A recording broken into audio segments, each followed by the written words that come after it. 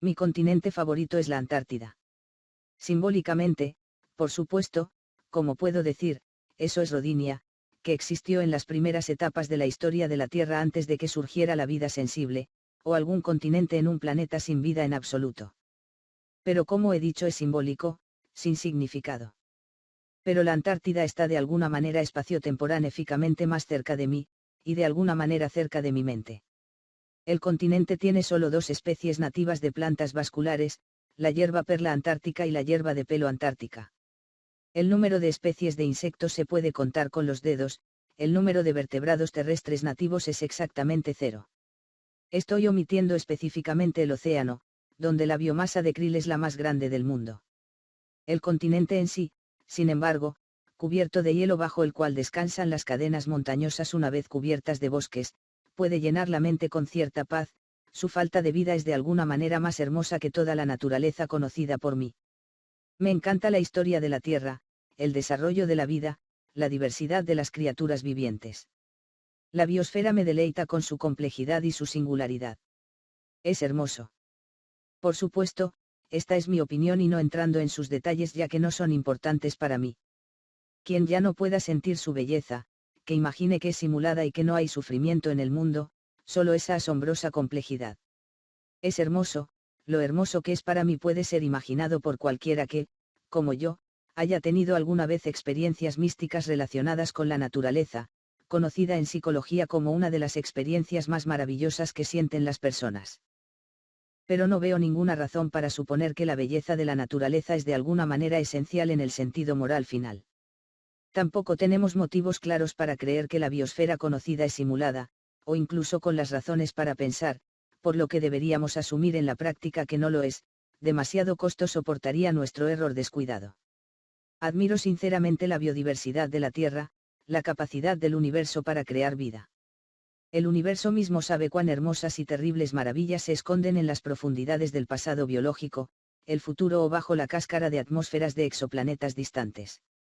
Pero la vida no solo es hermosa, y aunque el terror de la existencia biológica es generalmente conocido por nosotros, casi nadie se da cuenta de ello en una fracción de su atrocidad real, y aún menos de nosotros consideramos que el sufrimiento en la naturaleza es un problema moral.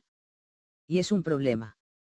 Dejemos de lado las consideraciones sobre la naturaleza de la moralidad y centrémonos en lo que podemos observar cuando miramos la realidad, cuando retrocedamos nuestro modelo de naturaleza dependiente de la cultura, mirando solo su existencia pura. Vemos la lucha constante e interminable, la muerte ubicua y el sufrimiento que deben soportar las mentes biológicas. Hay poca satisfacción y satisfacción en la naturaleza, la mayor parte de su ser está destruyendo desafortunados inadaptados en innumerables formas elegantes y convirtiendo a los de dudosa suerte en máquinas de duplicación de ADN.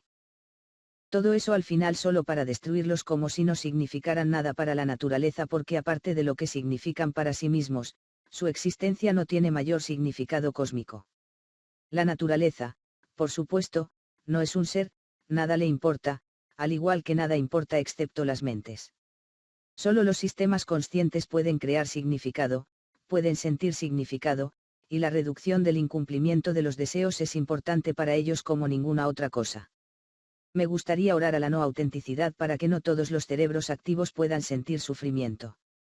Que los nematodos, ácaros, insectos y zooplancton no existan como seres subjetivos, que su potencial desesperación semiconsciente y deseos descanse siempre en la inexistencia. No sabemos dónde están los límites del sufrimiento consciente, cuántas y de qué manera se necesitan neuronas dispuestas para existir subjetivamente y contar moralmente. La cantidad de sufrimiento, con o sin invertebrados, sin embargo, es inequívocamente enorme. Incluso si asumimos que algunas vidas pueden tener un valor positivo absoluto, y no que cualquier valor positivo proviene de satisfacer los deseos y preferencias ya existentes y, por lo tanto, insatisfechos, la mayoría de las vidas en la naturaleza no valen la pena vivir. Si bien me inclino a creer que no vale la pena existir vida, la conclusión de que casi todos los animales viven lo que es vida que no vale la pena vivir es suficiente para considerar la opción de sacrificar la tierra. Uno puede abordar esto desde otras perspectivas, argumentando que tratar de hacer feliz toda la vida o eliminar solo una parte de la vida debería ser una prioridad.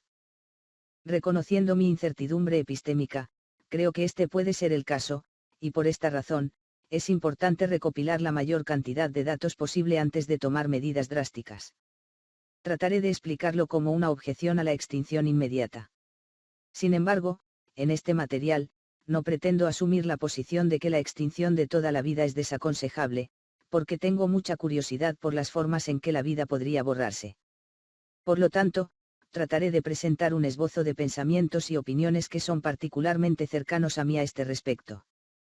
Dependiendo del sistema adoptado de supuestos axiológicos, uno puede preferir diferentes formas de resolver los problemas de la vida, así como definir de manera diferente dónde se encuentra el problema. Aquí me centraré en una solución radical, en el borrado físico de toda la vida terrenal, y potencialmente de toda la vida en el universo disponible. Me he enfrentado a varios planes para borrar la vida. Esto a menudo se imagina deshabitando la Tierra, esterilizando su superficie con bombas atómicas, rompiéndola chocando con otros cuerpos celestes, desestabilizando la órbita que resultaría en la congelación en el vacío del espacio o siendo devorada por el Sol. Asumiendo el modelo clásico del desarrollo del sistema solar, la vida sofisticada en la Tierra podría existir durante unos 800 millones de años en el futuro sin intervención humana, que es más larga que el eón fanerozoico, el período posterior al precámbrico, que comenzó 540 millones de años antes de la aparición de un hombre. La vida multicelular ha existido mucho antes, pero la abundancia de fósiles solo aparece momentos antes del Cámbrico, y la biodiversidad ha aumentado constantemente desde entonces. Esta tendencia podría continuar durante varios cientos de millones de años hasta que el planeta se calentara, freír por el Sol que envejece lentamente cuando entró en la fase de gigante roja. Sin ninguna intervención inteligente o improbable estallido de rayos gamma, de esa manera la vida capaz de sentir dolor perecería. La humanidad por su existencia puede salvar a muchos seres potenciales del sufrimiento, aunque los humanos también pueden agregar aún más dolor al cosmos. Supongamos, sin embargo, que, como Brian Tomasic pide, la humanidad eventualmente no dispersará la vida a través del espacio inhóspito ni encarcelará a los seres conscientes en mundos simulados. Supongamos que el progreso moral de la humanidad, si va en la dirección en la que espero que vaya, por lo tanto, minimizar el sufrimiento también minimizando la vida, nos permitirá considerar el escenario de la extinción controlada de toda la vida terrenal no humana, toda la vida terrenal, o incluso toda la vida en el espacio disponible. Cuán eficientemente, por lo tanto, tan eficazmente como sea posible, tan permanentemente como sea posible, y sin sufrimiento innecesario puede la humanidad eliminar la vida del planeta y el universo. Por supuesto, no lo sé. ¿Cómo podría surgir aquí cualquier otra respuesta intelectualmente sincera? Pero trataré de presentar lo que pienso al respecto, qué escenarios considero racionales, cuáles no están pensados y cuáles vale la pena considerar. ¿Qué factores considero necesario tener en cuenta, qué dificultades surgirán en el camino y qué posibilidades de victoria en la lucha contra el mundo burlón por el silencio eterno tiene la idea a la que un efilista con suerte levanta los ojos, la esperanza de la extinción de toda vida? Se puede decir que la extinción es inevitable, y bajo ciertas suposiciones comúnmente aceptadas, es decir, con el rechazo de la inmortalidad del multiverso, es probable que así sea. La era de la formación estelar terminará, todas las estructuras a gran escala del universo morirán, y si los cerebros de Boltzmann son negados o ignorados, y el universo no puede resurgir, tendremos una muerte eterna perfectamente vacía sin seres conscientes. Este es probablemente un escenario optimista para muchos, pero no es nuestro objetivo esperar hasta que la vida destruya irreflexivamente a todos y todo lo que le permitimos crear y matar en medio del tormento y la tortura. Las civilizaciones avanzadas pueden prevenir vidas antes. Si estamos lo suficientemente avanzados para hacer esto, y cómo podría lograrse, ha intrigado a muchos pesimistas filosóficos, aunque pocos han encontrado una solución posible. Lo que se debe saber antes. Averiguar si es racional acabar con toda la vida debe lograrse antes del acto mismo de acabar con toda la vida. Tal vez habría oportunidades para apagar la conciencia de una manera que permitiera recrearla. Si existiéramos en una simulación o nos mudáramos a una simulación y nuestra simulación pudiera ser pausada. Algunas personas, creadores de simulación o una superinteligencia creada para ese propósito tendrían tiempo suficiente para recopilar datos para determinar si vale la pena continuar o no la vida. Sin embargo, desde la perspectiva de las criaturas existentes en la simulación, el tiempo no dejaría de fluir, si la simulación se apagara, inconscientemente dejarían de existir, Si se detuvieran y volvieran a encenderse dentro de miles de millones de años, nadie en la simulación lo sabría. Podemos imaginar esto en cualquier momento. Si hubiera milenios entre nuestros segundos conscientes individuales no podríamos saber la diferencia. La mayoría de nosotros, sin embargo, asumimos que no nos encontramos en tal simulación, que nuestra muerte será irrevocable de una manera u otra, o al menos que dar vida a la simulación no será tan fácil como reiniciar la simulación. Es posible que el número de factores de los que depende la respuesta sea extremadamente extenso, incluso es posible que la mente humana no sea capaz de llegar de manera concluyente a una respuesta definitiva. La existencia de inteligencias superiores en el futuro debería proporcionar una solución al problema en tal caso, y probablemente sería útil de todos modos, incluso si ya podemos saber si es mejor morir o vivir. Potencialmente, habiendo desarrollado tecnologías apropiadas, podríamos transferir nuestras mentes a otros medios y luego acostarnos en un sueño de siglos de antigüedad, durante el cual un pequeño grupo de posthumanos o superinteligencia tendría la tarea de determinar si vale la pena vivir la vida, por lo tanto, si despertarnos en el mejor mundo posible o nunca despertarnos de nuevo, siguiendo la conclusión de que no hay ni un solo mundo bueno. Congelar la conciencia de las personas sería una forma de evitar que el daño les quitara la vida si la muerte misma pudiera ser perjudicial en absoluto. Por supuesto, solo se puede acceder a dicha tecnología creando una superinteligencia que, tal vez en un día, pueda responder a todas las preguntas, definitiva y finalmente. Congelar las mentes también sería difícil con los animales, y mantener la Tierra viva sin criaturas sensibles hasta entonces parece imposible. Pero, ¿qué pasaría si quisiéramos mantener la biosfera funcionando mientras las supercomputadoras estaban adquiriendo datos para determinar si vale la pena continuar la vida o no? Tal vez la nanotecnología podría mantener los ecosistemas funcionando. Para crearlo, sin embargo, se necesitaría de nuevo superinteligencia, y tras crear y analizar los datos, podría decidir si vivir o no en unas pocas horas, aunque teniendo en cuenta que las neuronas conducen impulsos más lentos que las fibras ópticas, y Eliezer Yudkowsky del Instituto de Singularidad para la Inteligencia Artificial estimó que si fuera posible simular el cerebro humano en una máquina de tamaño similar y operando a una temperatura similar a la cuerpo humano, esta simulación podría correr 1.000.000 de veces más rápido que el cerebro biológico, experimentando alrededor de un año de tiempo subjetivo en 31 segundos, la respuesta de sí vendría posiblemente más rápido de lo que podríamos esperar. No creo que sea necesario esperar mucho tiempo para obtener una respuesta sobre si vale la pena vivir o no si existe una respuesta tan objetiva. Es posible que algunas personas vivas hoy en día tengan una respuesta definitiva a esta pregunta, y que sea correcta, y tal vez puedan ser oponentes de la vida o sus adoradores. Sin embargo, el problema puede no ser llegar a la conclusión correcta sino convencer a los indecisos y oponentes, y para ello es necesario demostrar la corrección de la tesis más allá de toda duda razonable, y más allá de cualquier duda idealmente. No creo que muchas cosas se hayan demostrado de esa manera hasta ahora. Creo que sería prudente considerar irresponsable la decisión de destruir toda la vida antes de obtener suficiente conocimiento del mundo. El conocimiento es nuestra única arma contra el mundo que trabaja para hacernos daño, para ponerse en el camino de nuestra realización. Obviamente, esto es una metáfora, pero el conocimiento tiene la imposición de sobreestimar el valor instrumental. Para actuar moral y racionalmente, donde creo que estos son sinónimos, necesitamos una gran cantidad de datos y un sistema eficiente para procesarlos, no sujetos a errores fatales. Nuestra mente no fue creada para este propósito, no está destinada a ser todo efectivo. Cada uno de nosotros puede estar equivocado.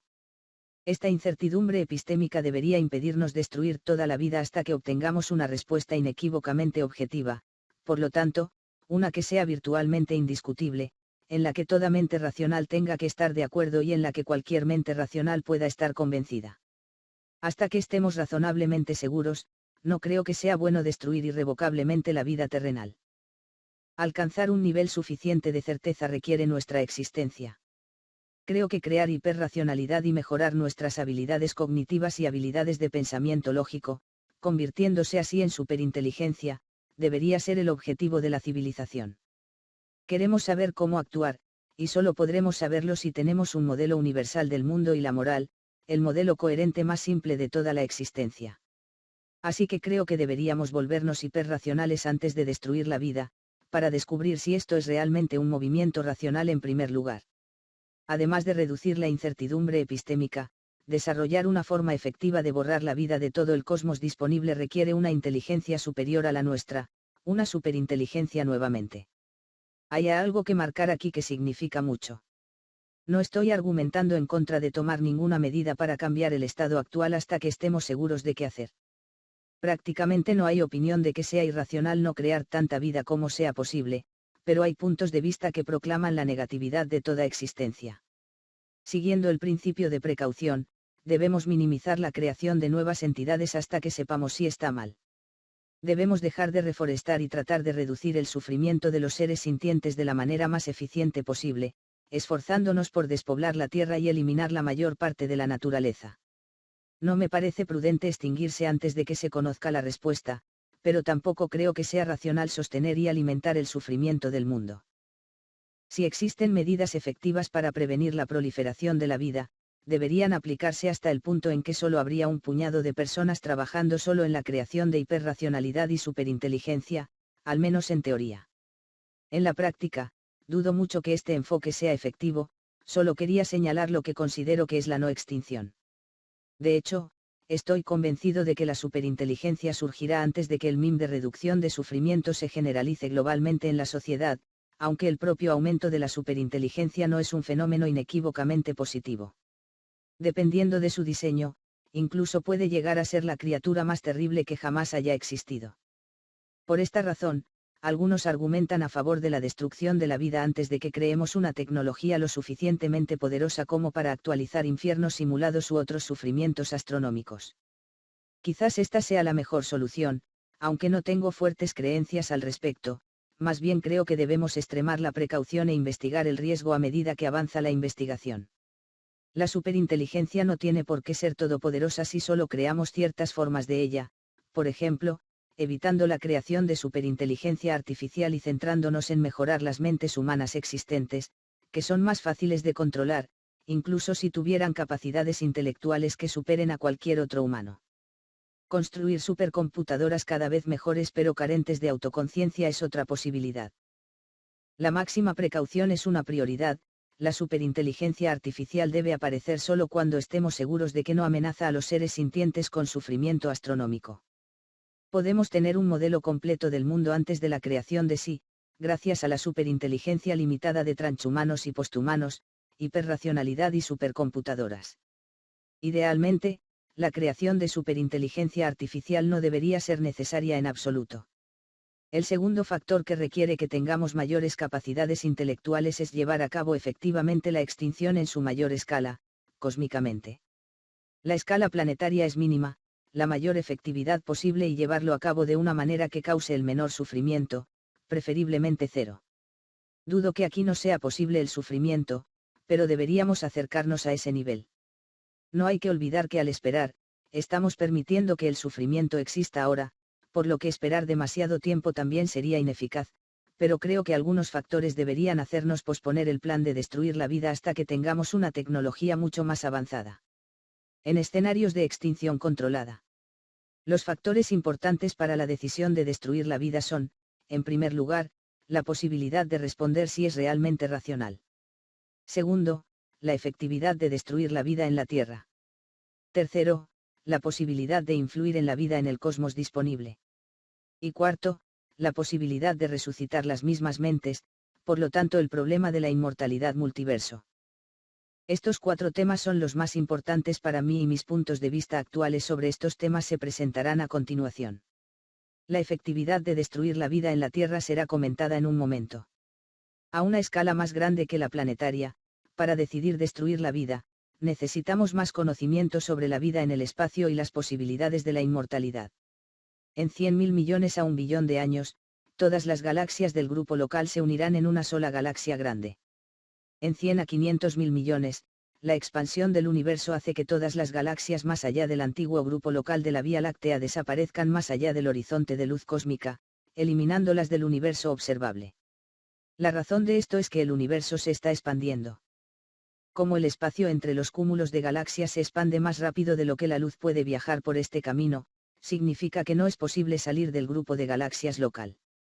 Conquistar el espacio significaría habitar 80 galaxias, en su mayoría galaxias enanas, siendo la Vía Láctea, Andrómeda y el Triángulo las únicas más grandes, y se necesitarían millones de años para alcanzarlas.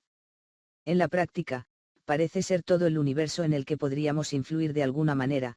Hacer planes más grandes que esto no tendría sentido. El problema de la existencia de vida en el espacio es esencial, ya que los efilistas deben tratar de eliminar la vida no solo de la Tierra sino también del cosmos disponible.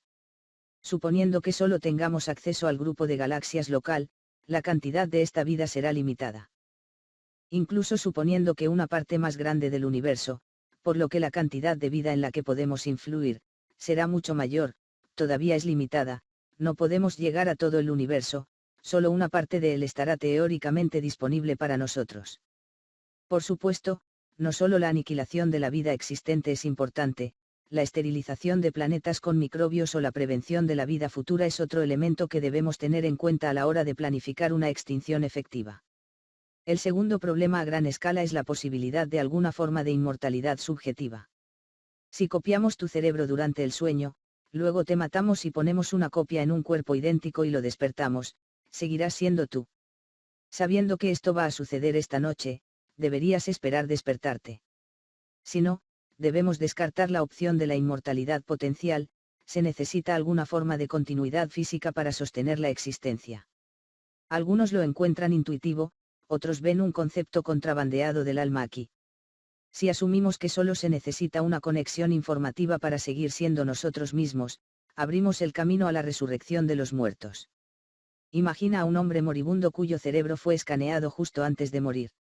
El hombre murió, pero su cerebro 1.000.000 de años después está perfectamente recreado a partir de un escáner. Tenemos que preguntarnos si existe la posibilidad de que, desde la perspectiva de una persona moribunda, solo se haya quedado dormido y luego se haya encontrado de nuevo vivo, en otro mundo, tal vez simulado como una mente escaneada, reconstruida, pero permaneciendo como la misma persona.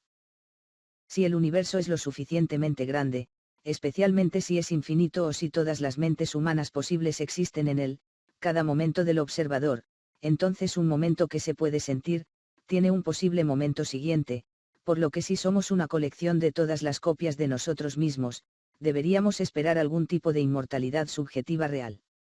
Este fenómeno se conoce como inmortalidad del gran mundo y lo tengo en cuenta a la hora de analizar la efectividad de la extinción. Una discusión más detallada del fenómeno en sí se incluirá en uno de los materiales futuros. Determinar si alguna forma de inmortalidad subjetiva es un fenómeno real para mí ocupa la primera posición en la lista de verdades sobre la realidad que debemos descubrir. Dependiendo de si la terminación eterna es posible o si debemos esperar la inmortalidad cuando todas las copias perfectas de nuestra mente son nuestra mente, se deben adoptar varios modos de acción, y la extinción no siempre será preferida. En el escenario donde la inmortalidad del gran mundo es verdadera, la creación de mundos simulados en los que nuestras vidas continuarían de la mejor manera posible, por lo que sin ningún sufrimiento o incumplimiento se puede imaginar como un estado de nirvana indiferente, considero que tal estado es el estado menos negativo del ser de cualquier criatura consciente. Controlar tu futuro en lugar de dejarlo fluir con la marea de las elecciones aleatorias del universo inanimado es una mejor idea en este ya trágico escenario de inmortalidad. Criar seres muertos o simular una copia de sus cerebros en cada momento consciente para evitar que sufran y revivir muertes en una forma cada vez más degradada es otra posibilidad potencial. El uso de supercomputadoras para simular vidas futuras es más rentable que la extinción si la muerte como inexistencia eterna es imposible. Cómo superar la inmortalidad se discutirá en el futuro.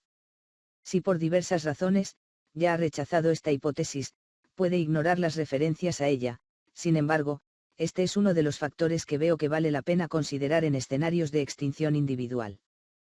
¿Cómo borrar la vida terrenal? No veo ningún obstáculo lógico para reconocer que la vida en la Tierra puede extinguirse por completo con el uso de la tecnología. Tal vez la vida en la Tierra pueda ser borrada hoy. De mis declaraciones anteriores se deduce que creo que incluso si se pudiera hacer, la vida solo debería limitarse hasta que reduzcamos nuestra incertidumbre sobre el funcionamiento del mundo al mínimo necesario y creemos tecnologías altamente avanzadas. Esta sería una objeción importante si tuviéramos los medios para acabar efectivamente con todas las vidas con certeza. Sin embargo, comparto la opinión de que actualmente no disponemos de los recursos adecuados para llevar a cabo una operación de este tipo de manera eficaz. Tengo la impresión de que relativamente pocas personas con una cosmovisión extincionista comparten la opinión de que deberíamos destruir el mundo mañana si se pudiera hacer, aunque probablemente dependa de los detalles. Pero, ¿cómo sería eso si quisieras comenzar a implementar un plan práctico de extinción ahora? En el futuro, es posible convencer a la mayoría de las personas de la racionalidad de tal movimiento, si es racional, trabajando para mejorar la mente, eliminar los sesgos cognitivos y aumentar la inteligencia.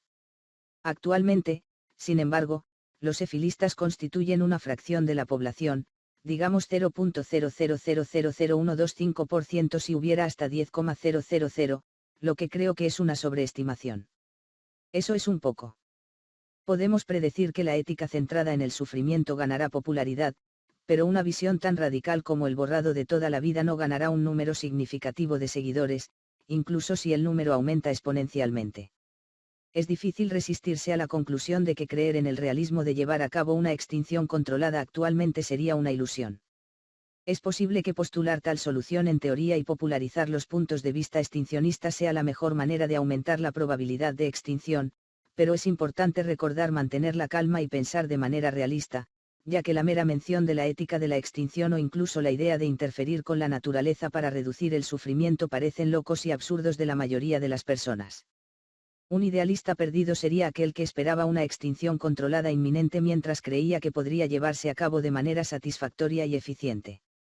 La sociedad o la tecnología a la que los individuos podrían acceder no permitiría una extinción controlada antes de la era de la nanotecnología, la inteligencia artificial y el transhumanismo, y hacer que la humanidad sea más racional es probable que sea un proceso arduo. Adivinar fechas específicas no tiene sentido aquí porque todo el proceso depende de tecnologías que no sabemos cuándo, y si, surgirán, pero si la civilización no se encuentra con una catástrofe, la vida útil de unas pocas a una docena de generaciones debería llevar a la humanidad al transhumanismo y al posthumanismo, gradualmente o a través de una singularidad tecnológica. La extinción controlada en este momento es exponencialmente más probable, lo que no cambia el hecho de que las posibilidades de adoptar tal objetivo por parte de la sociedad aún pueden ser escasas.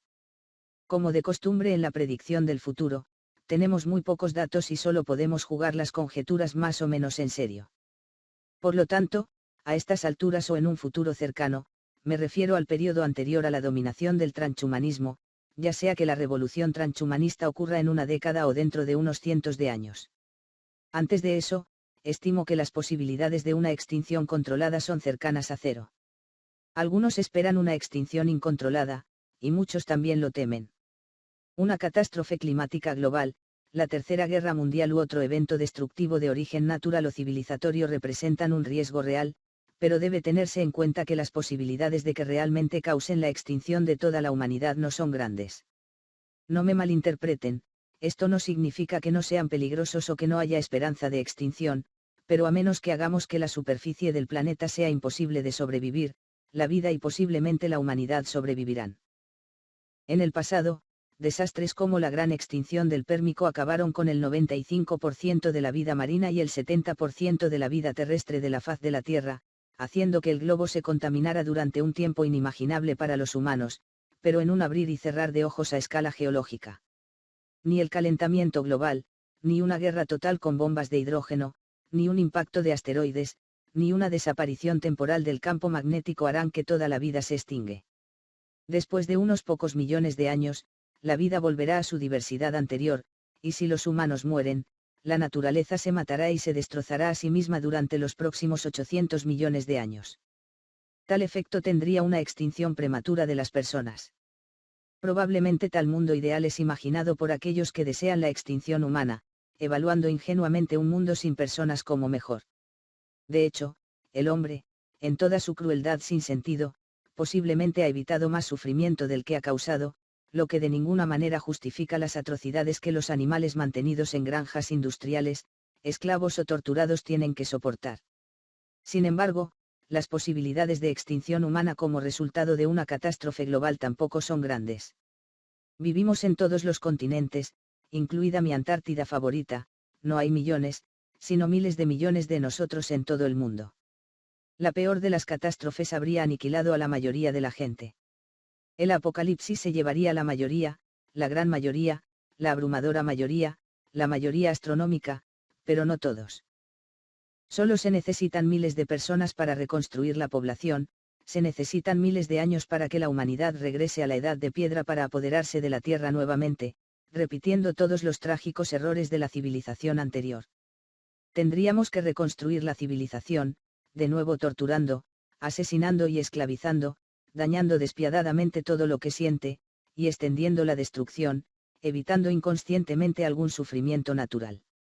Es mejor para la vida que la humanidad no se extinga, que pueda prevenir todo el futuro, y preferiblemente que ni siquiera se acerque a la extinción, que no tenga que recrear la civilización.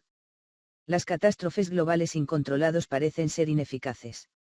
Especialmente las trágicas esperanzas de aquellos que cuentan con ellos, temiendo que antes de que la humanidad comprenda lo que está haciendo, difunda la vida en el espacio o cree seres sintientes en simulaciones. Dada la gran capacidad que podrían tener las simulaciones, de hecho podría ser mejor si la humanidad se extinguiera, incluso si eso significara 800 millones de años adicionales de sufrimiento en la Tierra. Simular una sola biosfera en supercomputadoras podría crear 800 millones de años de sufrimiento en solo 800 años. Y con las supercomputadoras en el espacio, se podrían simular muchas más biosferas. Por lo tanto, vale la pena considerar el argumento de evitar el riesgo de sufrimiento astronómico. Tengo muy pocos datos para siquiera tratar de decir cuál es de hecho el resultado más rentable. También dudo que alguien pueda causar la extinción antes de que lleguemos a la tecnología de la que estoy hablando. Entonces, ¿cómo podría ser llevar a cabo el exterminio global de la vida, utilizando las tecnologías actuales y las potencialmente disponibles en el futuro, ignorando el factor de resistencia humana y centrándose en los detalles técnicos? Las actividades podrían ser coordinadas globalmente o dirigidas por un pequeño grupo de personas, multimillonarios o líderes, pero dejemos la conspiración para otro día, probablemente poniéndolos entre los cuentos de hadas de todos modos, ya que la única conspiración efectiva se haría de posthumanos o superinteligencia artificial. El borrado de la vida consistiría en dos elementos: destruyendo la vida misma y haciendo que el planeta sea inhabitable, evitando un futuro resurgimiento de la vida, posiblemente destruyendo el planeta mismo o arrojándolo fuera de su órbita de soporte vital. Esterilización. La esterilización a menudo se ve como una forma más moral de terminar con toda la vida. Simplemente preferir la eliminación física en lugar de la esterilización puede llevar a la indignación. Puedo ver dos razones por las que este puede ser el caso. En primer lugar, la esterilización puede considerarse una forma de poner fin a la vida con menos sufrimiento que el exterminio físico, y en segundo lugar, la muerte puede considerarse un daño. Evitar que existan nuevas criaturas es una mejor idea que incluso la matanza indolora de criaturas ya existentes, incluso si fuera una muerte inconsciente e indolora. En un experimento mental en el que esterilizamos a todas las poblaciones animales de forma instantánea, el resultado es que no se generan nuevos seres, asumiendo que también inhibimos procesos no sexuales como la partenogénesis o la fragmentación. Por lo tanto, cualquier potencial para nuevos seres sintientes cesa inmediatamente. Imagina esto en una simulación si alguien como yo prefiere sentir un cierto realismo del experimento. Consideremos la versión en la que solo existe la naturaleza, no estamos teniendo en cuenta a la humanidad. Lo que podemos esperar es la rápida extinción de criaturas de corta duración como los insectos, la matanza de una gran proporción de herbívoros por depredadores y la muerte de depredadores por inanición cuando las presas se vuelven demasiado raras. Los herbívoros longevos podrían vivir mucho tiempo en un mundo vacío para morir a causa de enfermedades, ya que no habría más depredadores en el planeta. Toda la parte sensible de la biosfera deja de existir en menos de 100 años, y probablemente en una docena más o menos, casi no habría vida sensible en existencia. No es una visión agradable, creo que sería mejor implementar algunos escenarios de exterminio inmediato. Sin embargo, no es una visión tan terrible. Con una opción de esterilización gradual o inmediata, sería mejor elegir simultáneamente, inmediata, porque en lugar de depredadores hambrientos, en la versión gradual tendríamos que lidiar con más vida, por lo tanto, más muerte y sufrimiento. Las vidas y muertes antinaturales de los seres esterilizados son un pequeño precio a pagar por prevenir la existencia de miríadas de seres nuevos. La esterilización única también sería mejor que la reducción gradual de los ecosistemas, que puede resultar ser la menos poco realista hoy en día, y que ya es defendible por aquellos preocupados por el sufrimiento en la naturaleza. El problema obvio es la sorprendente imposibilidad de una solución de esterilización inmediata. Deberíamos atrapar cebras y leones para esterilizarlos y liberarlos. Probablemente la esterilización tendría lugar mientras estaba inactivo, por lo que el animal podría ser asesinado sin ningún daño. El estrés y el sufrimiento de los grandes mamíferos, que pronto viven en un mundo desprovisto de otros animales, probablemente serían un buen argumento para ponerlos a dormir en lugar de esterilizarlos. Los grandes mamíferos no son el mayor problema de todos modos. Como esterilizar aves, como esterilizar anfibios, arañas, insectos, peces de mar o zooplancton. La esterilización suena pacífica, pero no sería ni pacífica, ni efectiva, ni tal vez posible. Solo puedo imaginar un método de esterilización universal, y es el uso de la nanotecnología. Imagine nanomáquinas dotadas de alguna forma de intención dirigida y capaces de ser controladas, por ejemplo, por satélites superinteligentes. Los nanobots se están extendiendo por todo el mundo, tal vez incluso multiplicándose, ya que son biotecnología, como los virus, en pocos años infectando a todos los organismos animales vivos. Luego, sin dolor e inconscientemente, esterilizan toda la vida en el mismo día. El nivel de especulación utilizado en esta solución merece un libro de ciencia ficción, pero sabiendo lo poderosas que pueden ser las posibilidades de la tecnología, especialmente la superinteligencia, creo que es razonable considerar este escenario. Pero con tal nivel de tecnología, ¿no sería mejor si las nanomáquinas, sin dolor e inconscientemente, primero durmieran todas las vidas y luego apagaran el funcionamiento del cuerpo? Quizás incluso hacer de la muerte la experiencia más maravillosa posible. Reducción de ecosistemas. Una alternativa a la eliminación física de los seres sintientes, así como a la esterilización global en un futuro próximo, sería reducir los ecosistemas existentes. Brian Tomasic, en sus ensayos sobre la reducción del sufrimiento, sugiere que la mejor manera de reducir el sufrimiento en la naturaleza hoy en día es limitar la cantidad de material que los animales pueden comer, es decir, reducir la producción primaria de la que son responsables las plantas en la tierra y el fitoplancton en el océano. Las políticas para prevenir el rewilding, prevenir la conservación y aumentar la gestión de sitios prístinos son beneficiosas para reducir el sufrimiento. La destrucción de los ecosistemas, la deforestación o la destrucción del fondo oceánico hacen que sea imposible mantener tantas criaturas como antes. La sustitución del bosque tropical por tierras cultivables y los pastizales por un aeropuerto provoca una disminución en el número de nuevas entidades, ya que una determinada zona del planeta ya no podrá mantener su funcionamiento biológico. Es importante tener en cuenta que los efectos de amplio alcance de las medidas individuales no están claros, no se sabe cuánto, por ejemplo, la tala de la Amazonía afectará el cambio climático, o cómo se ve el cambio climático en la minimización a largo plazo del sufrimiento. Sin embargo, presento la idea de que, por regla general, prevenir la propagación de los ecosistemas naturales y gestionar los existentes parece beneficioso en términos de reducción del sufrimiento. Dejar que la biosfera funcione mientras eliminamos fragmentos de ella puede ser más efectivo dado que ya lo estamos haciendo. Al combatir las ideas de que la naturaleza es buena y reemplazar los ecosistemas con una visión realista de la naturaleza que es hermosa y deliciosa en su complejidad, pero al mismo tiempo un entorno de atrocidades y torturas, si el cuidado del sufrimiento en la naturaleza es otro paso en el desarrollo moral, podría permitir que incluso una sociedad no antinihilista comprenda la esencia del problema.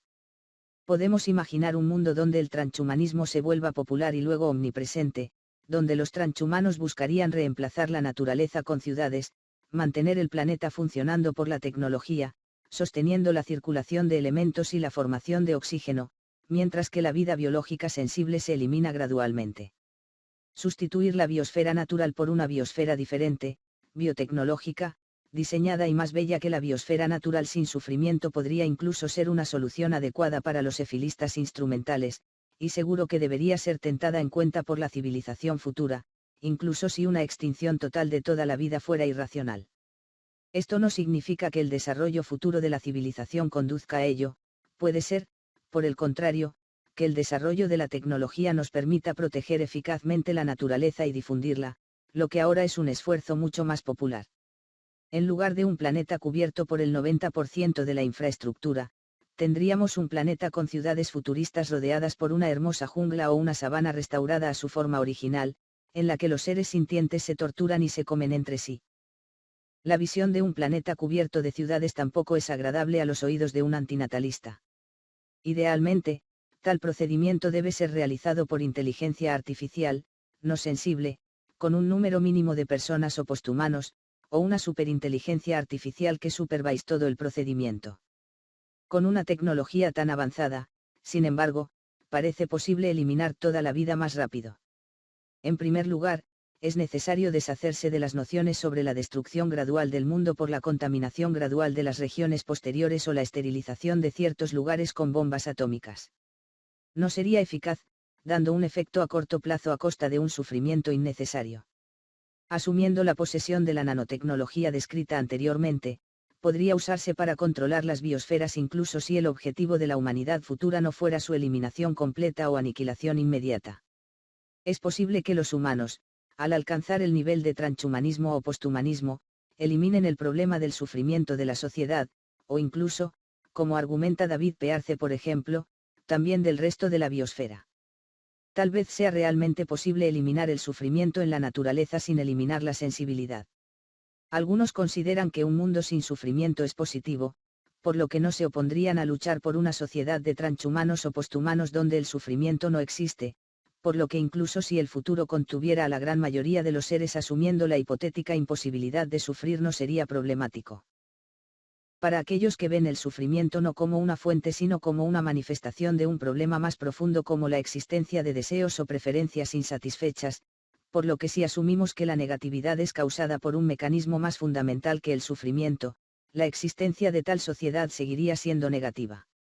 Si la humanidad permaneciera y solo el resto de la naturaleza desapareciera, el reemplazo gradual de la naturaleza por la tecnología parece potencialmente realista, aunque este realismo aún es limitado. Al mismo tiempo, es inmediatamente evidente que tal reemplazo de la naturaleza con la civilización no es particularmente efectivo si queremos eliminar la vida no humana como el objetivo principal.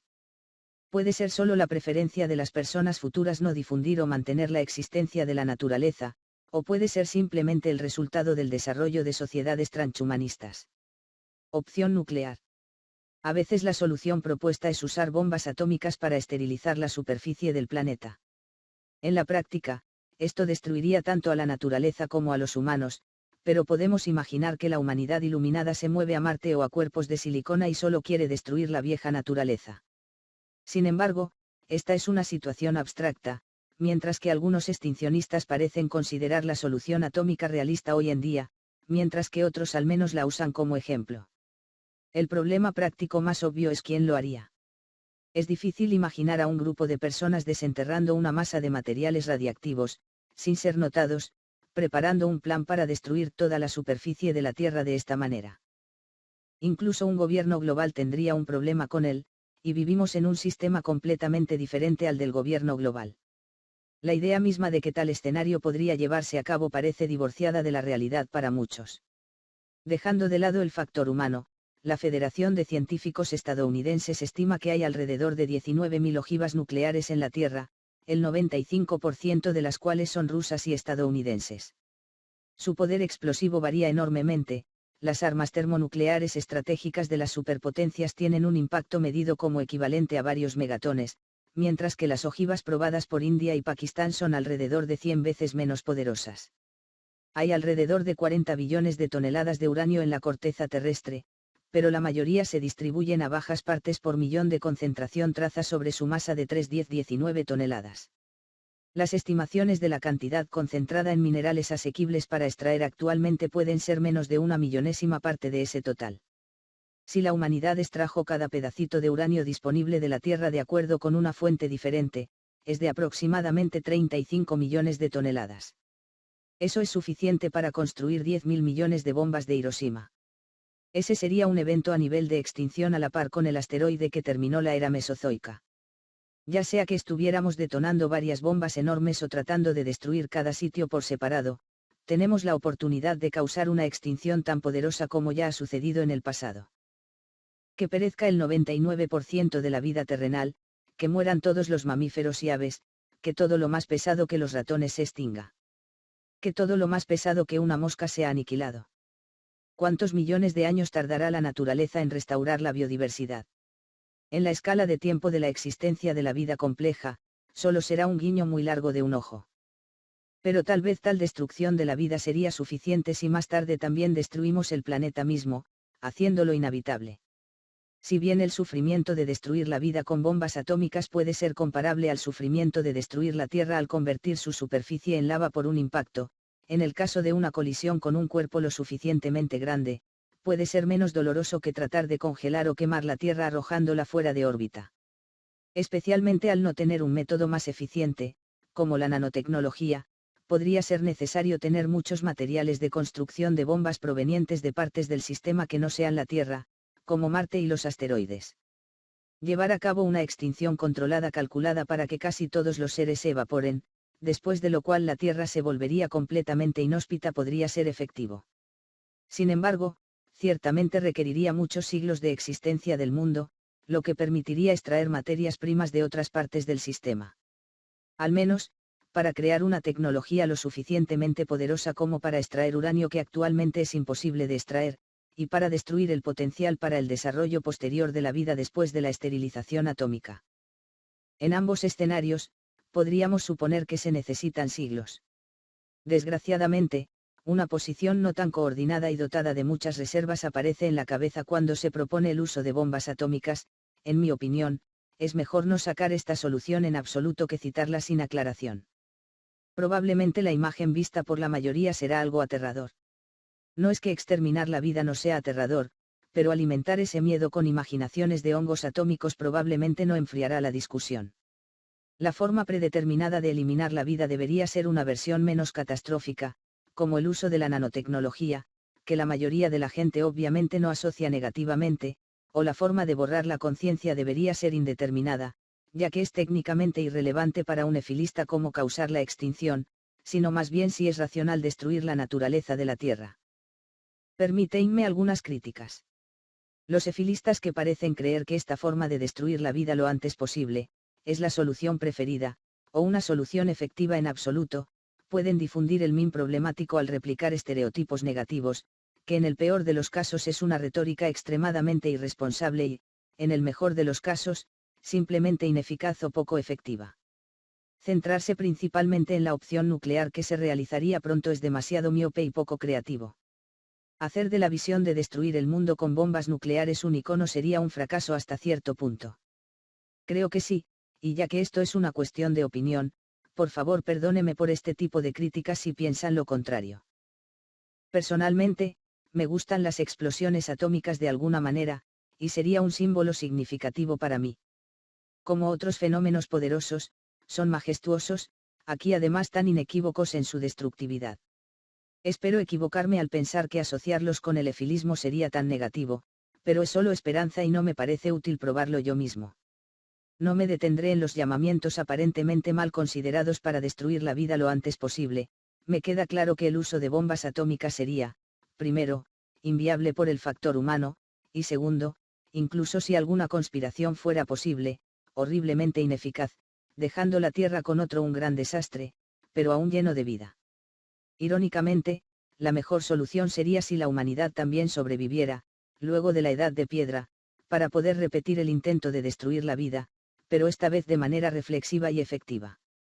Hay razones racionales para argumentar a favor de una extinción rápida, o incluso simplemente un intento de extinción, o incluso una extinción lo suficientemente efectiva como para acabar con la humanidad si estamos preocupados por el riesgo de sufrimiento astronómico creado por la IA malvada y las simulaciones conscientes.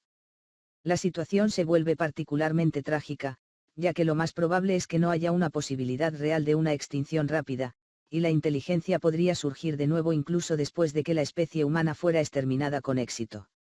Al final, la extracción de asteroides en busca de elementos radiactivos y la destrucción del planeta después de la esterilización nuclear podría ser efectiva, así como el uso de otros tipos de bombas, quizás aún desconocidas, tal vez mucho más efectivas que la opción nuclear o complementarla. Sin embargo, esto solo es posible en un futuro tecnológicamente relativamente lejano y mejores soluciones podrían ser posibles hasta entonces. Ahora imagina una tecnología que podría acabar con la vida desde dentro de manera menos brutal. Nanotecnología y nanobiotecnología. La nanotecnología está presente en innumerables obras de ciencia ficción como, solo por nombrar algunas, Children of Time de Adrian Tchaikovsky, Peace on Earth de Stanislaw Lem, la película de 2008 The Day the Earth Stood Still, o la película de 2014 Transcendence, así como en docenas de otros libros, películas y juegos de computadora. El desarrollo de una nanotecnología poderosa no es solo ficción, sino uno de los objetivos del transhumanismo, una herramienta que se puede utilizar a nivel mundial en el futuro. En particular, el desarrollo de otras tecnologías o supercomputadoras y materiales inteligentes permitirá que la nanotecnología se utilice para casi cualquier propósito en el futuro, y al menos tal escenario es considerado probable por los transhumanistas actuales. El término nanobiotecnología y bionanotecnología se refiere a la intersección de la nanotecnología y la biología. Dado que el tema ha surgido muy recientemente, la bionanotecnología y la nanobiotecnología sirven como términos generales para varias tecnologías relacionadas. Esta disciplina ayuda a indicar la fusión de la investigación biológica con diversos campos de la nanotecnología. Los conceptos que se mejoran a través de la nanobiología incluyen nanodispositivos como máquinas biológicas, nanopartículas y fenómenos a nanoescala que ocurren dentro de la disciplina de la nanotecnología. El uso de la nanobiotecnología para acabar con la vida de la Tierra, así como con la vida en el espacio disponible, parece ser una esperanza prometedora. Usaré los términos nanotecnología y nanobiotecnología aquí en gran medida como sinónimos, aunque tanto la nanobiotecnología como la nanotecnología no biológica podrían usarse para borrar la vida. La división no está claramente aclarada en la práctica, ya que solo estamos en las etapas iniciales del trabajo sobre la nanotecnología ampliamente entendida. Imagine la creación de tal nanotecnología, controlada por satélites o antenas en la superficie de un planeta, posiblemente dotada de la inteligencia de un enjambre. No tiene que ser como una entidad biológica, pero visualizar el nanovirus es útil. Un mecanismo que es muy estable o incluso incapaz de mutar para evitar efectos secundarios o catástrofes podría permitir que la nanotecnología se copie a sí misma, lo que facilitaría su propagación. Por supuesto, se debe asumir que la superinteligencia biológica o artificial es responsable de su diseño. Un virus tan inteligente podría encontrarse en cualquier organismo sensible del planeta, incluidos los peces de aguas profundas y los nematodos en unos pocos años. No hay necesidad de infectar hongos o plantas si el siguiente paso es hacer que el planeta sea inhóspito. Ahora podemos imaginar el envío de una señal que hace que la nanotecnología duerma inmediatamente a todos los seres sintientes, y luego apague sin dolor los cerebros de cada organismo vivo. Dependiendo del escenario, las personas han existido durante mucho tiempo en mundos virtuales, desarrollan su mundo libre de sufrimiento en otros cuerpos celestes, tal vez en carne de silicio, o que una pequeña casta de posthumanos ha considerado rentable la destrucción del mundo y el destino del sueño eterno se encontrará, además de toda la biosfera, con miles de millones de personas también.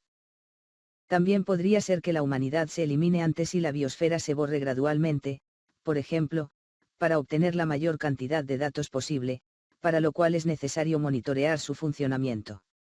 Dichos datos se pueden utilizar para modelar otras biosferas, lo que permitiría su borrado más eficiente. Es difícil imaginar una mejor manera de eliminar la vida que ponerla a dormir de inmediato. La muerte sería inconsciente, y no hay obstáculo para convertirla en la experiencia más maravillosa, causando sensaciones místicas de profunda paz. El monitoreo continuo de la condición del cuerpo hasta que el cerebro es cerrado por la nanotecnología elimina cualquier riesgo de sufrimiento o dolor físico. Hasta ahora, a diferencia de todos los métodos mecánicos anteriores, sería posible matar a cualquier animal sin sufrir. Un alto nivel de especulación puede asustar a algunas personas, pero teniendo en cuenta el desarrollo actual de la tecnología y las revoluciones tecnológicas anticipadas en el futuro, sobre todo, el logro de la superinteligencia, poniendo algo de esperanza en el escenario descrito está justificado para mí. La creación de supercomputadoras cuánticas, el conocimiento cada vez mayor de cómo funciona el mundo y la mejora de la mente humana nos permiten tomar en serio la visión de usar la nanobiotecnología para acabar con la biosfera. Si tenemos en cuenta una singularidad tecnológica, por ejemplo en forma de una explosión de superinteligencia, diseñando cada vez mejores versiones de sí mismos, esta solución probablemente debería ser la predeterminada. Por el momento, las posibilidades de la nanotecnología futurista parecen casi ilimitadas. Podemos imaginar y esperar una situación en la que la nanobiotecnología efectiva surja muy pronto después de que estemos seguros de que el sistema ético es completo y consistente, o incluso antes de que nos demos cuenta. El uso de la nanotecnología para borrar la vida parece óptimo. Es posible, sin embargo, que la posthumana o superinteligencia descubra el modelo más completo del mundo antes de la nanotecnología, y reconozca que destruir la vida más rápido es mejor, y un grupo de superinteligencia que queda viva especialmente para este propósito enviará entonces nanobiotecnología o nanotecnología completamente mecánica al espacio. En ese caso, si más sufrimiento viniera de esperar a que se creara una nanotecnología efectiva que de la eliminación mecánica de la vida, que sería una situación bastante trágica, tal vez uno esperaría acabar con la vida de otras maneras que poniéndola a dormir sin dolor. Puede ser que sea mejor destruir el mundo dolorosamente antes que dejarlo existir durante mucho tiempo para eliminarlo sin dolor después. Se pueden considerar otros escenarios, aún más exóticos, como apagar la conciencia en los animales mientras se mantiene la biosfera funcionando si es posible y la nanotecnología no se convertiría en la nueva conciencia o reemplazaría el gradiente de insatisfacción con un gradiente de felicidad. Esto último, aunque metafísicamente probablemente seguiría siendo negativo, implicaría solo diferentes grados de satisfacción subjetiva. David Pearce y su imperativo hedonista están a favor de tal concepto.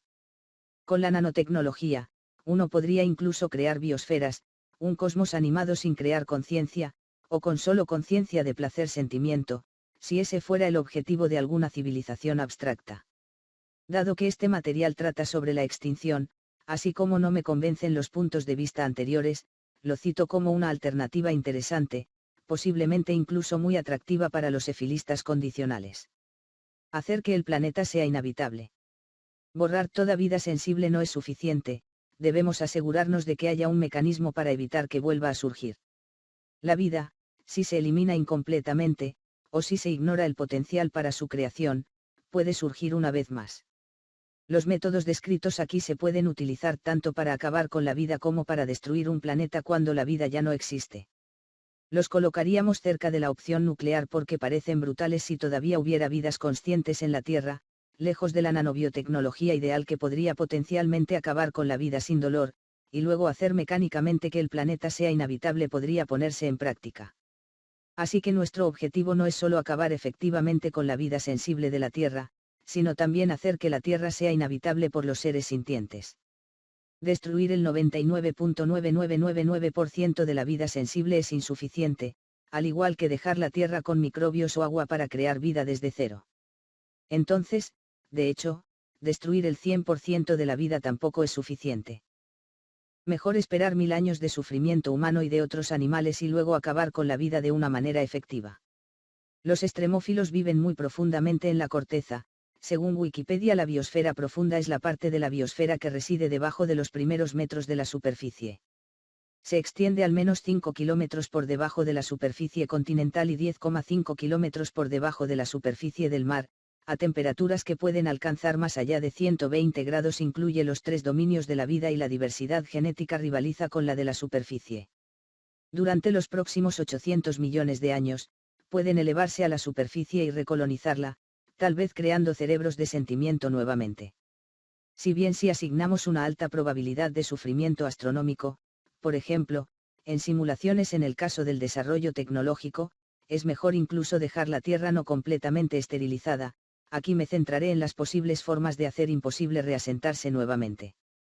La prevención efectiva de la vida consiste no solo en borrarla toda, sino también en reducir el potencial para la aparición de la sensibilidad de nuevo.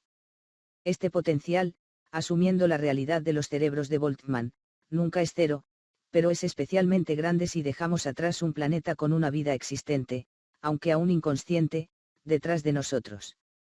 Los escenarios potenciales, cuya lista no es exhaustiva y que actualizaré en el futuro, sus ventajas y objeciones se presentan a continuación.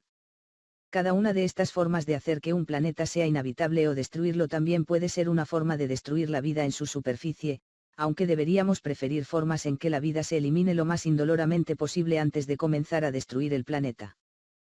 Sin embargo, dependiendo de las posibilidades y la efectividad final y desconocida, nadie es capaz de decir qué escenario es el mejor.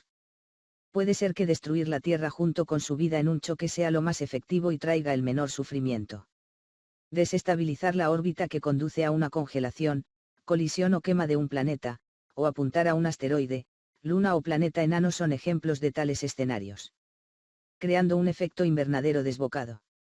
La solución menos efectiva, que implica el mayor sufrimiento potencial y, por lo tanto, la más cuestionable, pero que aún vale la pena considerar en algunas situaciones raras, creo que desestabilizar el clima del planeta.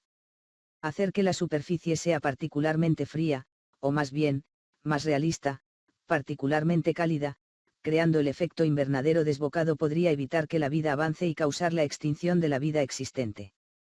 Dedino que este concepto no tiene casi nada que ver con la catástrofe climática actual, y que calentar el planeta al nivel que se encuentra en Venus, en lugar de simplemente ser muy cálido, sería el objetivo.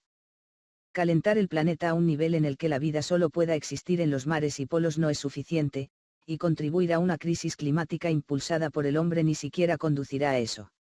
Se supone que la opción del cambio climático significa la opción de destruir por completo cualquier tipo de clima amigable para la vida, probablemente con el uso de técnicas completamente desconocidas. En el escenario en el que por alguna razón no se pueden usar opciones espaciales, esta puede ser la mejor solución, pero por diseño, las opciones espaciales parecen mucho más confiables y efectivas, y, paradójicamente, mucho menos brutales si todavía hubiera vida sensible en la Tierra. Opciones de espacio. Arrojar la Tierra fuera de órbita parece en algunos casos impedir la existencia de la vida tal como la conocemos. La desestabilización orbital parece posible cuando otro cuerpo o grupo de cuerpos es enviado a pasar cerca del planeta. Una colisión con un cuerpo grande también tiene el potencial de causar desestabilización.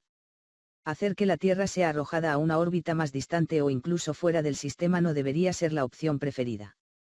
La efectividad en tal modelo sería alta, pero no suficiente. La Tierra se congelaría, pero debido a la actividad geotérmica y la influencia de la Luna, la vida debajo de la superficie de los océanos unidos por el hielo aún podría existir, confiando en la quimiosíntesis en lugar de la fotosíntesis. De hecho, una galaxia puede tener un número similar de planetas en órbita y planetas solitarios, y diferentes estimaciones dan resultados diferentes. En algunos de ellos la vida podría prosperar incluso en la oscuridad total. Así que, en la medida de lo posible, no debemos enviar la Tierra más allá de los límites del sistema solar. Llevar a la Tierra a una órbita adicional alrededor del Sol tampoco parece bueno. Por las mismas razones, la vida podría sobrevivir o desarrollarse de nuevo, tal vez incluso viviendo en un frío penetrante. Otro problema sería un futuro en el que el Sol en forma de una gigante roja hinchada podría calentar la Tierra, permitiendo que el agua líquida superficial vuelva a existir durante millones de años. Por lo tanto, parece más efectivo sacar a la Tierra de su órbita actual y hacer que choque con otro cuerpo celeste, por ejemplo con Marte. La desventaja es la posibilidad de que los dos planetas se fusionen y el agua en su superficie permita que la vida resurja, ya que Marte está dentro de la ecosfera y la propia ecosfera se desplazará hacia afuera en el futuro. Por lo tanto, es mejor dirigir la Tierra hacia los planetas exteriores, siempre y cuando no se convierta en su luna, haciendo que la Tierra choque con Saturno o Júpiter, lo que debería aniquilar al planeta rocoso más pequeño. Por cierto, sería posible destruir ciertas lunas heladas, lo que podría ser un problema si hay algún potencial de vida en ellas. La Tierra tiene alguna posibilidad de ser engullida por el creciente Sol en un futuro lejano cuando no quede más vida en ella. Si bien los modelos actuales indican que, a diferencia de los planetas más cercanos al Sol, es probable que evite este destino, dirigir la Tierra a una órbita más interna o arrojarla al Sol parece ser la forma más efectiva de eliminar el planeta. Tan brevemente en mi cabeza están las visiones del lanzamiento de la Tierra desde su órbita. Parece difícil pero potencialmente factible. Con la ayuda de bombas atómicas o tecnología más avanzada, los asteroides más grandes en el cinturón de asteroides podrían dirigirse hacia la Tierra, lo que, en su paso cercano o colisión, podría sacar al planeta de su órbita actual. Los asteroides más pequeños probablemente necesitarían muchos años de cambios sistemáticos de órbita pequeña, por lo que esta opción es adecuada cuando ya no hay vida en la Tierra que pueda sufrir un cambio climático drástico. Tal vez las formas más efectivas o más simples de deshabitar la Tierra no impliquen arrojarla fuera de órbita. Probablemente necesitemos algún tipo de cuerpo para golpear la Tierra en cualquier caso, principalmente me pongo en el blanco de asteroides aquí, tal vez incluso lunas de hielo de gigantes gaseosos o planetas enanos.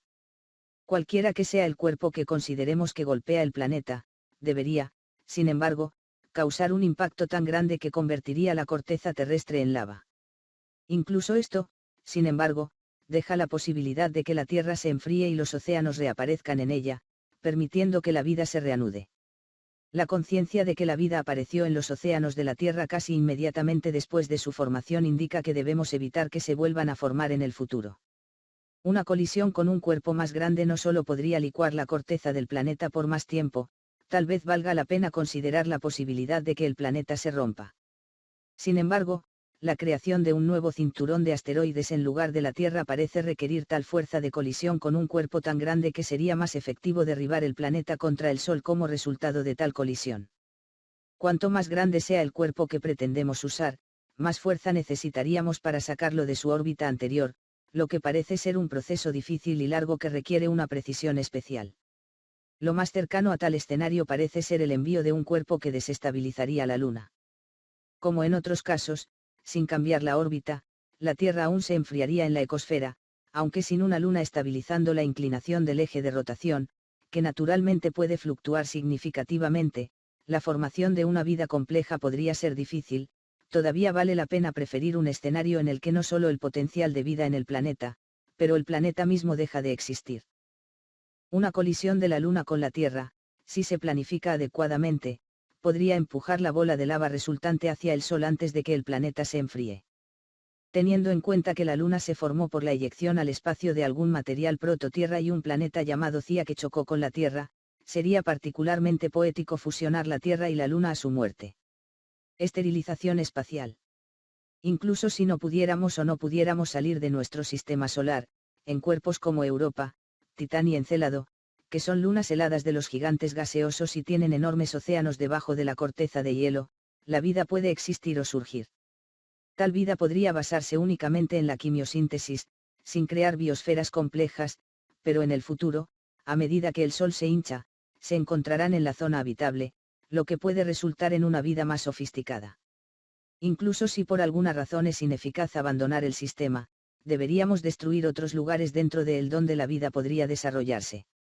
Las lunas de hielo, sin embargo, no son el único lugar donde la vida en el espacio tiene la oportunidad de prosperar. El efilismo es la visión de que la existencia de la vida consciente es una condición fundamentalmente negativa, y que es, por lo tanto, racional eliminarla de manera efectiva. Esto significa no solo prevenir el resurgimiento de la vida en la Tierra, sino también esterilizar la mayor cantidad posible del espacio disponible. La esterilización efectiva implica hacer todo lo más indoloro posible, así como lograr la extensión adecuada tanto en el tiempo como en el espacio. La cuestión de la existencia y rareza de la vida en el espacio es de importancia clave aquí. La vida compleja en la Tierra ha existido durante más de 540 millones de años, y esto también es aproximadamente la longitud del eón fanerozoico. En esos 540 millones de años, la inteligencia capaz de crear civilización apareció ante un abrir y cerrar de ojos. La verdadera era humana no es más larga que varios cientos de miles de años, simbólicamente hace 12.000 años construimos el primer templo, y hace solo unas pocas docenas de años Internet se extendió por todo el mundo. Durante 540 millones de años, la vida en la Tierra ha existido, se ha estado matando a sí misma y ha sufrido. Sin viajes superluminales, lo cual es imposible de acuerdo con la comprensión actual de la física, el reino en el espacio al que podemos llegar es muy limitado. El campo profundo del Hubble, una exposición extremadamente larga de una parte relativamente vacía del cielo, proporcionó evidencia de que hay alrededor de 125.000 millones de galaxias en el universo observable, que tiene 93.000 millones de años luz de diámetro. Sin embargo, el espacio continúa expandiéndose, acelerándose, lo que hace imposible llegar a ciertas áreas incluso cuando se viaja a la velocidad de la luz. Por lo que entiendo, el espacio disponible para nosotros incluye alrededor de 80 galaxias, en las que solo unas pocas grandes, las más grandes de las cuales son Andrómeda, la Vía Láctea y la galaxia del Triángulo. Por lo tanto, llamaré cosmos al grupo local disponible. Aunque si interpreto los datos incorrectamente, entonces el cosmos disponible será mayor en volumen y contendrá más galaxias. No sabemos cuánta vida existe en el grupo local. Existe la posibilidad de que en las galaxias enanas, debido a la existencia de muy pocos elementos pesados, la formación de planetas amigables, tal ironía, para la vida sea al menos imposible o extremadamente rara para la era actual del cosmos. Lo mismo es cierto para los bordes más externos de las galaxias grandes. Cerca del centro de las galaxias, las supernovas frecuentes y poderosas pueden esterilizar planetas, haciendo imposible la vida allí, lo que limitaría su ocurrencia a la llamada ecosfera galáctica. La vida tal como la conocemos también puede existir alrededor de unos pocos tipos de estrellas, ya que las estrellas A, B o demasiado calientes viven demasiado cortas, terminando sus vidas en una poderosa explosión. Las estrellas de tipo F, tipo G o enanas amarillas, representadas por el Sol, y las estrellas de tipo K, las llamadas enanas naranjas, permiten que exista vida. Las estrellas F, G y K representan aproximadamente el 3,03%, el 7,5% y el 12% de todas las estrellas de la secuencia principal. El 76% restante de las estrellas de la secuencia principal son enanas rojas alrededor de las cuales la existencia de vida es discutible. Y hay enanas marrones y planetas solitarios, por supuesto, pero sabemos muy poco para decir que la vida es imposible alrededor y sobre ellos. No sabemos cuánta vida existe en la galaxia. Hay entre 100 y 400.000 millones de estrellas solo en la Vía Láctea. No sabemos en cuántos planetas puede prosperar la vida y qué tan avanzada suele llegar a ser la vida. Se estima que hay aproximadamente 300 millones de planetas habitables en la Vía Láctea. Puede haber planetas superhabitables alrededor de enanas naranjas, con una biosfera mucho más compleja y rica que la de la Tierra. La noticia más optimista sería si la vida no existiera en ningún otro lugar del grupo local de galaxias, aunque también entonces habría que tener en cuenta la posibilidad de su aparición en los próximos 16 años a 10-14 años de la era Stelliferous. Después de ese tiempo, las nuevas estrellas dejan de fusionarse. Sin embargo, dado el número de planetas habitables, es seguro asumir que la vida ya puede existir, incluso si la inteligencia y las civilizaciones son extremadamente raras. Tal vez la vida rara vez entra en la fase de sensibilidad, pero esterilizar planetas alimentados con microbios para reducir el potencial de vida también requiere difundir alguna forma de tecnología en el espacio. Nuestra credibilidad en cuanto a si hay otra civilización en la galaxia parece baja, ya que no vemos signos de tal civilización, y tal vez deberíamos esperar alguna evidencia dado que el uso de sondas von Neumann, por lo que las naves espaciales se autorreplican. Parece posible llegar a todos los rincones de la galaxia en un periodo de tiempo relativamente corto. Se ha teorizado que una nave espacial autorreplicante que utiliza métodos teóricos relativamente convencionales de viaje interestelar, por lo que ninguna propulsión exótica más rápida que la luz, y velocidades limitadas a una velocidad de crucero promedio de 0,1 la velocidad de la luz podría extenderse a través de una galaxia del tamaño de la Vía Láctea en tan solo medio millón de años. Por lo tanto, inicialmente se debe esperar que nosotros mismos, teniendo la tecnología adecuada, podamos llegar a todos los planetas de la galaxia en un periodo de más o menos. Ser potencialmente la única civilización en la galaxia implica una forma de responsabilidad moral. ¿Por qué solo nosotros podemos esterilizar eficazmente los planetas cubiertos de una biosfera sufriente? Las sondas von Neumann son dispositivos que, después de llegar a su destino, crean copias de sí mismos a partir de materiales disponibles, extendiéndose por el espacio. El diseño de sondas inteligentes, en forma de superinteligencia artificial destinada a reducir el sufrimiento ampliamente entendido, o la fusión de posthumanos superinteligentes con tales sistemas, permitiría la esterilización efectiva del espacio. Las nanotecnologías diseñadas para poner las biosferas a dormir podrían ser elaboradas individualmente para cada planeta. Mi forma preferida de borrar el desvalor del espacio, incluso antes de encontrarme con el concepto de efilismo, era que la humanidad creara o se convirtiera en máquinas superinteligentes que construirían enjambres para esterilizar los encuentros de los planetas y destruir cualquier planeta donde pudiera surgir la vida. Tal superinteligencia, de nuevo en forma de inteligencia artificial o posthumana, necesitaría un mecanismo confiable de autocontrol y combate posibles fallas en el código fundamental para no apuntar a la dolorosa destrucción de la vida o la recreación de la vida por error. Operar en enjambres probablemente podría asegurar esto lo suficiente. Tales guardianes deberían existir en el grupo local mientras haya potencial para la vida en los planetas, por lo tanto, muchas veces más que la edad actual del universo.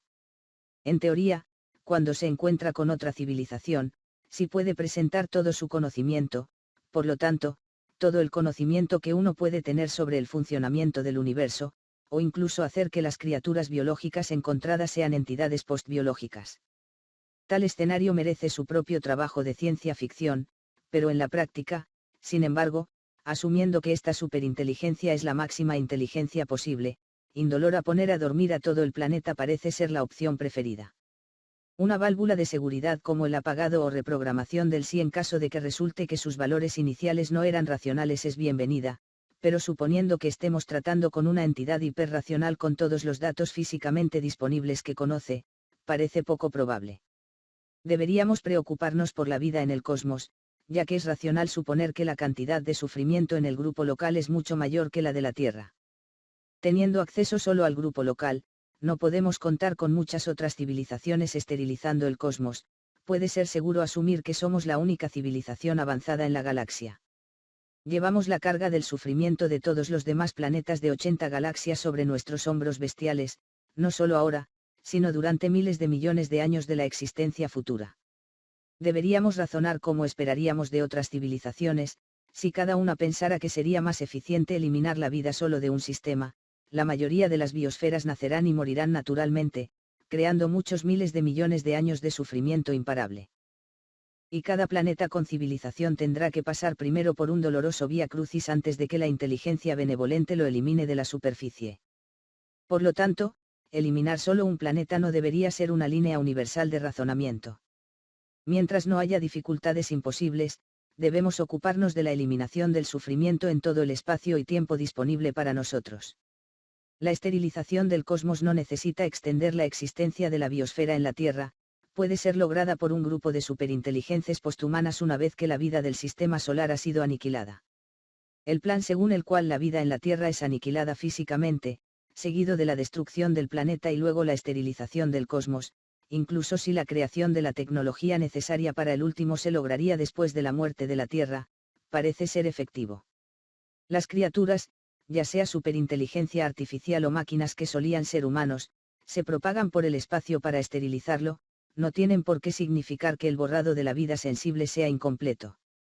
La inteligencia puede existir sin sentimiento, o al menos sin la posibilidad de sufrimiento o insatisfacción, lo que no convertiría a los potenciales sujetos morales posthumanos hiperracionales en el sentido de que sus estados mentales no presentarían un valor negativo en sí mismos. Aún así, la capacidad de tener algún tipo de empatía, no de sentir emocionalmente, sino de comprender y sostener el propósito de uno, sería esencial, pero creo que se puede hacer en base a la razón pura, sin necesidad de sentir físicamente nada. De esta manera, la esperada visión de Edvard von Hartmann de acabar con toda la vida podría finalmente realizarse. Burbujas de muerte. En la teoría cuántica de campos, un falso vacío es un vacío hipotético que es estable pero no en el estado más estable posible, es metastable. Puede durar mucho tiempo en ese estado, pero eventualmente podría decaer al estado más estable, un evento conocido como falsa desintegración del vacío. La sugerencia más común de cómo podría ocurrir tal desintegración en nuestro universo se llama nucleación de burbujas. Si una pequeña región del universo por casualidad alcanzara un vacío más estable, esta burbuja se extendería. Si nuestro universo está en un estado de vacío falso en lugar de un estado de vacío verdadero, entonces la desintegración del vacío falso menos estable al vacío verdadero más estable, llamado desintegración de vacío falso, podría tener consecuencias dramáticas.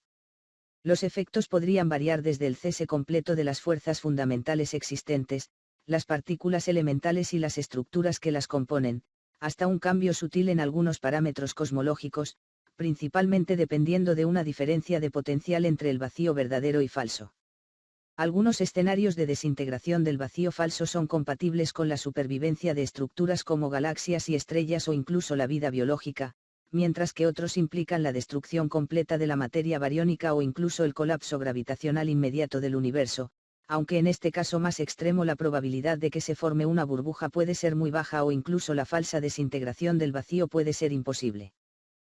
Considere ese tipo de burbujas que aniquilan la vida. Por lo tanto, iniciar la descomposición de un falso vacío crearía una burbuja de aniquilación, cuyos límites se propagarían a la máxima velocidad posible en el espacio, a la velocidad de la luz. Si tal burbuja se acercara a la Tierra, no podríamos observarla, ya que los últimos fotones de luz de estrellas distantes nos alcanzarían antes de su frontera, y en el siguiente femtosegundo, ya no existiríamos. Es posible que en este punto tal onda vaya hacia la Tierra, que te aniquile antes de que termines este material. Ninguno de nosotros sentiría nada, ninguno de nosotros podría ser consciente de nada, ningún dispositivo sería capaz de detectar nada a tiempo. No sé si sería posible causar una falsa descomposición del vacío a petición, considero probable suponer que no lo es. Sin embargo, si esto resultara ser factible, asumiendo que somos una copia y aniquilándolo implica la aniquilación de la conciencia, estaríamos teniendo la herramienta más poderosa, efectiva y humana para eliminar mundos en nuestras manos. La creación de una burbuja de muerte en la Tierra o en el sistema solar, asumiendo que se necesitaría un acelerador cósmico para esto, podría ser posible para una civilización avanzada. Iniciar la ruptura del vacío sería aniquilar a todo el grupo local, eliminando toda la vida y todo potencial para ella. Desafortunadamente, el fenómeno es hipotético. El problema surge cuando asumimos que la muerte no es aniquilación desde un punto de vista subjetivo y que somos un estado mental que existe en cada copia perfectamente idéntica en todo el universo. Esta forma de identidad transmundi da como resultado la llamada inmortalidad del gran mundo. Solo hay una mente nuestra, pero está presente en infinitas copias, asumiendo que el tamaño del universo es infinito, y dado que siempre hay una versión de nuestra mente que sobrevive a cada evento, debemos esperar sobrevivir a cada muerte. La fracción de ciertos tipos de copias depende entonces de qué futuro es más esperado. Si la inmortalidad del gran mundo es cierta, sería posible que la creación de burbujas de muerte esté en la agenda en el espacio, tanto que somos aniquilados por muchas de esas burbujas cada segundo.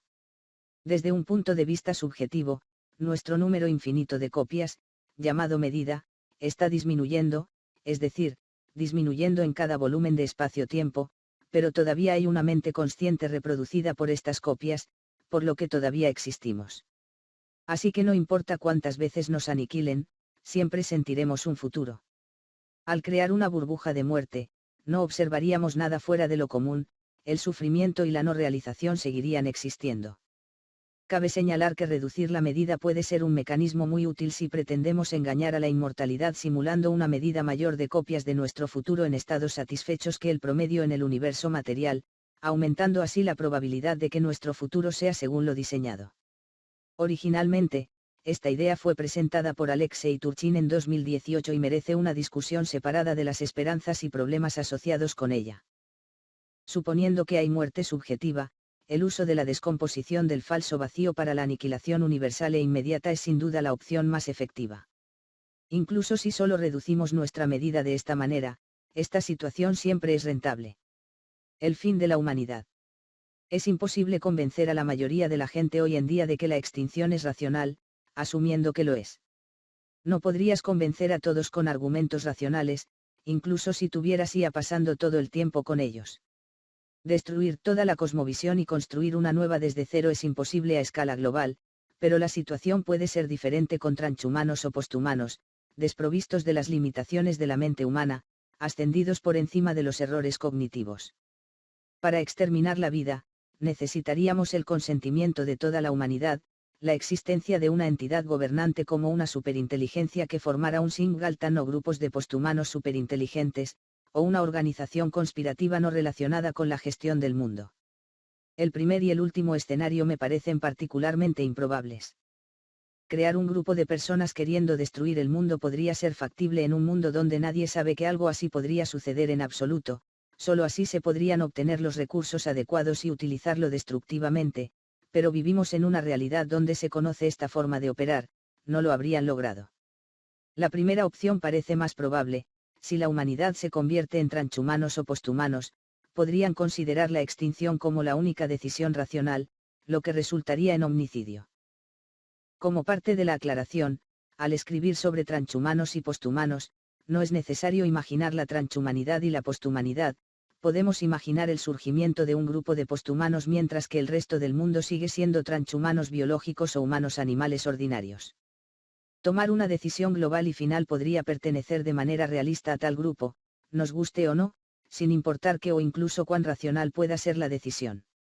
Hoy en día, incluso si el 1% de la humanidad considera deseable la extinción, la destrucción efectiva del mundo parece imposible. Sería imposible mantener una conspiración, este grupo tendría que ser un grupo de personas que son poderosas y poseen una tecnología inimaginablemente poderosa. Si no somos partidarios de las teorías de la conspiración, creo que es más seguro no pensar en tal escenario de extinción. Si solo el 1% no estuviera a favor de la idea de la extinción, el 99% habría tenido suficientes problemas para luchar contra el bando que trataría de destruir los planes de extinción por todos los medios, lo que habría llevado a una guerra, probablemente terminando con el genocidio de ese 1%, que es una visión aterradora ya que ciertamente no sería indolora.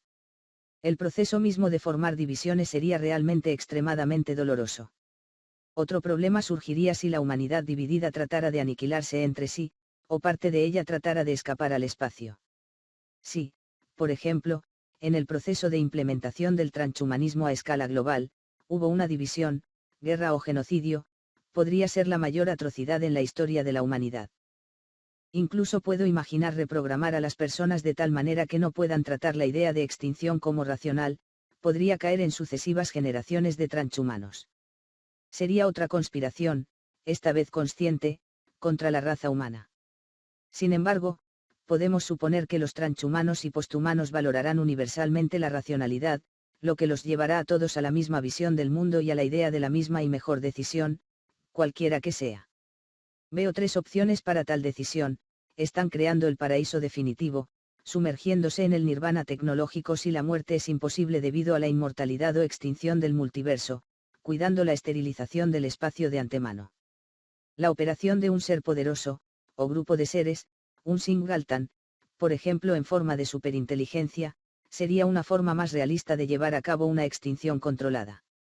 Dependiendo de qué etapa de desarrollo sería el resto de la humanidad, si serían el modelo biológico básico, transhumanos o posthumanos, hay una opción para convencer a todos, pero probablemente no mucho en la práctica, así como innecesaria dado que la superinteligencia puede no hacer alarde de sus objetivos y simplemente matar a todos benévolamente. Toda la vida podría morir en un sueño. Incluso podemos imaginar una situación en la que la IS anuncia la transferencia de todas las mentes humanas a un paraíso virtual, permite que todos se acuesten en el dispositivo de escaneo mental y luego duerme a las personas felices, terminando con nuestra especie con tal truco.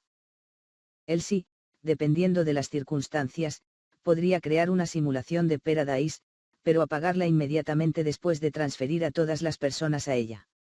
Desaparecer sin ningún miedo ni conciencia, morir por no despertar no podría lastimar a las personas que ya no existían, pero saber que sí podría hacer esto probablemente sería perjudicial, lo que llevaría a la incertidumbre y la falta de cumplimiento. La ejecución práctica de tales trucos, sin embargo, lo dejo a la superinteligencia. Por lo tanto, crear una superinteligencia que tome el control del mundo parece ser lo más efectivo, pero el problema surge si se produce algún error en el diseño de dicho sí. Para descripciones extensas de los peligros, véase el libro de Nick Bostrom Superintelligence, Paths, Dangers, Strategies. Por esta razón, el logro de la humanidad de la superinteligencia modificando nuestras mentes, o la creación de un sí neuromórfico en un cuerpo físico parece mucho más seguro, ya que al menos no conduce a una situación en la que una existencia prácticamente todopoderosa tortura a todos aquellos que no querían que surgiera. El punto más importante en la historia de la humanidad puede ser precisamente aquel en el que surgirá la primera superinteligencia capaz de producir una versión mejor que ella misma. La llamada singularidad tecnológica terminará solo cuando las inteligencias superiores ya no sean posibles. Es crucial, posiblemente el evento más importante en el que podemos influir, que el propósito de tal inteligencia sea beneficioso para nosotros.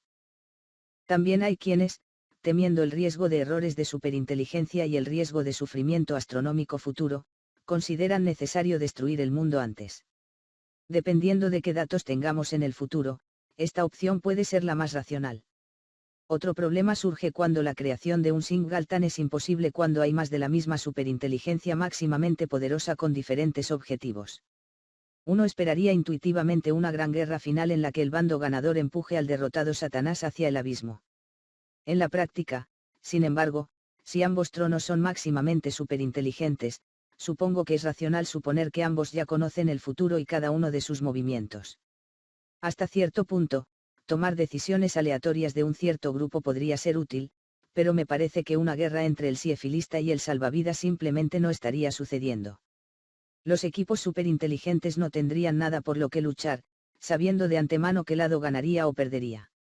Ambos serían capaces de modelar todos los futuros posibles, y probablemente hay escenarios en los que no hay un término medio que satisfaga a cada uno de los bandos, por lo que la guerra terminaría con la devastación de una de las partes, pero viendo que ambas partes deberían actuar hiperracionalmente, es difícil para mí imaginarlo. Las de ambos campos, o los posthumanos superinteligentes de ambos campos, probablemente tratarían automáticamente de comprometerse, sabiendo que uno nunca vencería al otro. Nos enfrentaríamos a una situación particularmente trágica, si fuera posible llegar a dos conclusiones igualmente racionales, entonces también podríamos tener un problema con la posthumanidad dividida, pero dudo que tal situación realmente suceda. Supongo que solo hay un modelo consistente y más simple del mundo, solo una verdad. En una situación en la que tenemos posthumanos que quieren destruir toda la vida y posthumanos que quieren continuar la vida, tal vez los salvavidas se mudarían a un simulación perfecta en la que no crearían una nueva vida más allá de ser inmortales, o crearían una nueva vida sino solo viviendo en un paraíso eterno. Un siefilístico en este momento esterilizaría el espacio. Paradójicamente, tal vez a las partes en conflicto les parecería mejor fusionarse en uno solo combinando ambos objetivos, ya que sería más efectivo crear el mejor mundo en el caso de que haya dos visiones de él. Anticipar conflictos de superinteligencia, sin embargo, está más allá de mi capacidad actual para usar mi imaginación de manera realista. Sin embargo, me parece que un sí que emerge incluso un segundo por delante tiene una ventaja y probablemente resultaría en la creación de un singleton, por lo que considero que un mundo con conflicto de sí es poco probable, ya que cada sí desde el principio trataría de lograr su objetivo al máximo y, por lo tanto, no permitiría que existiera competencia. Estos son mis pensamientos sobre la extinción. Al final, creo que es ineficaz centrarse principalmente en cómo causar la extinción. Otras formas, por ahora, más realistas de reducir el sufrimiento deberían ser nuestras prioridades.